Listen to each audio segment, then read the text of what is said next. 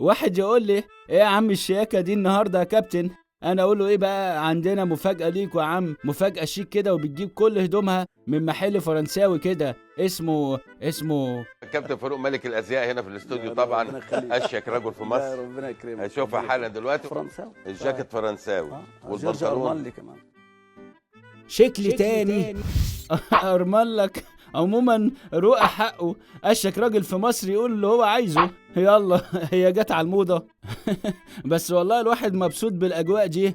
مفاجأتنا بقى يا جماعة النهاردة مدرب شاب، بدل ولغة وحركات وسوالف وحاجة جميلة جدا. الكل هنا بيحب ميدو. اتفضل يا اسلام. عايز اقول له بس ان انت حبيبنا وبتاع وبتشرب من حليب. ربنا يخليك. شكرا جزيلا يا اسلام. ايه ده اقفل التليفون في وشه يا نصر. وانت يا ميدو بتقول له الله يخليك على ايه؟ مش فاهم انا. ده شكله اهلاوي كده من اللي بيتريقوا على كرشك. الحقنا يا نصر ابوس ايدك. هات لنا بقى كده تقرير زملكاوي حلو كده عن ميدو. جاهز يا نصر؟ ورينا الابداع بقى. صار عصفورا ليصبح بعد ذلك الرحال المصري في بلاد اوروبا. تعلمت من ميدو التصويب عن بعد والكرات الثابتة، لكنه ترك النادي قبل أن يعلمني الرفعة الأرضية ب3 دايرة. سر لياقتي الرهيبة هذا الاختراع المصري العظيم، اللي الطبي. شكرا يا ميدو. بسببه حفظت الكثير من الكلمات العربية الأصيلة. الآن لا أنادي أرسن فينجر إلا بكلمة واحدة: يا أرس. انا قلت بقى ايه، ما سلمش وداني للعالم دولي واعمل بمثل. تعرف فلان؟ استضافته؟ لا، يبقى ما تعرفوش. والصراحة ميدو لما شافني شالني من على الارض شيل. ده حتى ما كانش بيناديني الا بكابتن مصر. يا ماما، هي دي العروسه اللي قلتي عليها؟ بيقول لك عروسة. ايه ده بقى، انا عروسة يا ميدو بعد العمر ده كله؟ مع انه والله العظيم لا بحط كريم في شعري ولا مكياج في وشي. اهو بصوا اهو بصوا اهو. وبنصح بقى ايه كل المحللين العرايس اللي في سني يعملوا كده. انت بقى ميدو تنصح اللعيبه الشباب اللي في سنك بايه؟ هنصحهم بالالتزام وان هم يحافظوا على صحتهم ويبعدوا عن التدخين واي حاجه تضر صحتهم.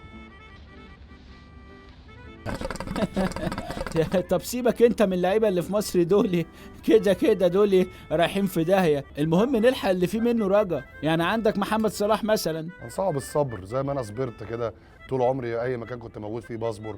تلاقيني ان انا قعدت في نادي واحد فتره كبيره، زي ما لعبت مثلا في مارسيليا 2007. لا، في مارسيليا كنت 2003. 2007 كنت في توتنهام باين، او زي ما كنت في بارما. ما لعبتش في بارما انا. بس انصحه يعني ان هو يصبر على مورينيو ويصبر على تشيلسي ويقعد اطول فتره ممكنه.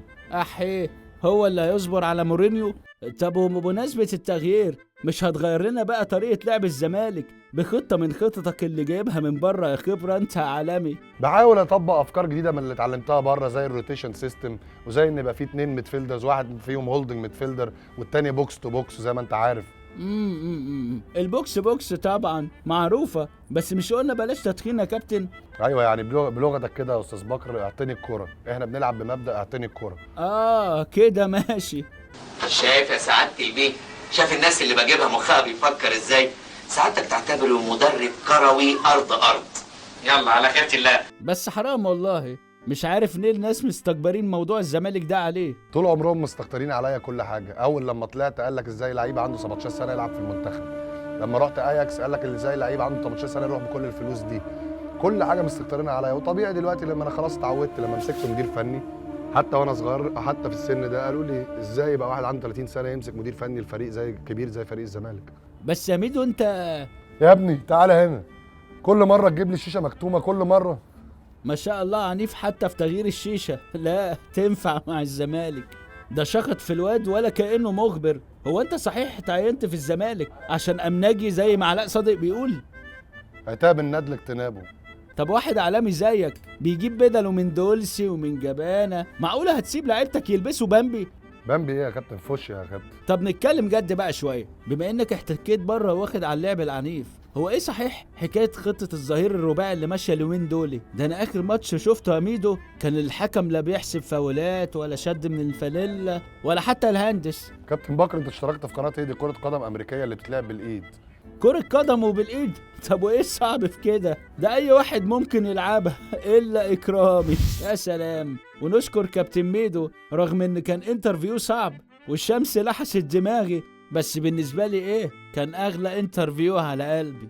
يا محمود هات لي يا ابني بيتزا وفطير وصينيه بطاطس وبط ووز وحمام وحلي بسبوسه، صينيه بسبوسه وكنافه بالقشطه. حد عايز حاجه تاني؟ لا كفايه قوي كده يا بوب. ما احنا لسه هنتعشى في البيت. شكلي تاني.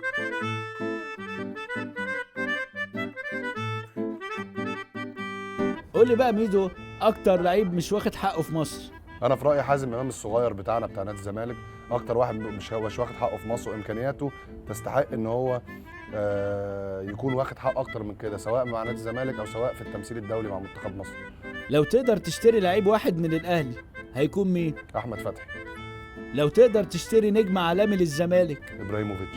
قول لي بقى مين خليفة ابو تريكة في الملاعب؟ مفيش حد بيلعب شبهه لغايه دلوقتي، اعتقد ان احنا هنحتاج بعض الوقت عشان نطلع واحد شبه ابو تريكة، او عمرنا ما هنطلع واحد شبه ابو تريكة، لان طريقه لعب ابو تريكة انتهت من العالم كله.